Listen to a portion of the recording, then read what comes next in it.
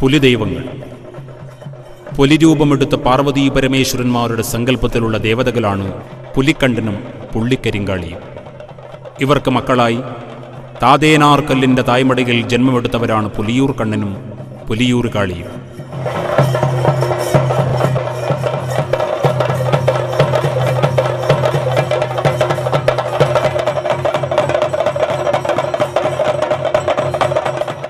ഒരു രാത്രി പുലിദൈവങ്ങൾ കുറുമ്പ്രാന്തിരി വാണൂൻ്റെ ആല തകർത്ത് പശുക്കളെ കൊന്നൊടുക്കി. കോപം പൂണ്ട വാണൂർ കരിന്തിരിക്കണ്ണനെന്ന തൻ്റെ പടനായകനെ പുലിദൈവങ്ങളെ വകവരുത്താനായി കാട്ടിലേക്ക് അയക്കുന്നു. അമ്പും വില്ലുമായി തുളൂർ വനത്തിലെത്തിയ പടനായകൻ ചന്ദ്രേരന്മാവിൽ ഒളിയും തീർത്ത് പുലികളെയും കാത്തിരുന്നു.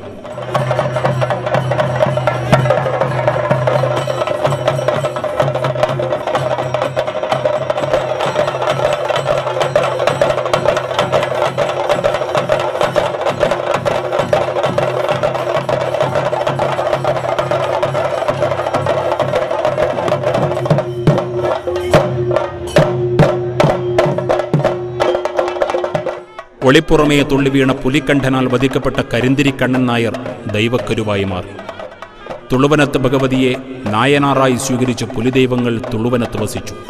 തുളുവനത്ത് കളിയാട്ടം കാണാൻ പോയ കാര്യത്ത് മൂത്ത തണ്ടാൻ മടങ്ങി വരുമ്പോൾ വെള്ളോലക്കുടയാധാരമായി പുലിദൈവങ്ങൾ രാമരത്തേക്ക് എഴുന്നള്ളി.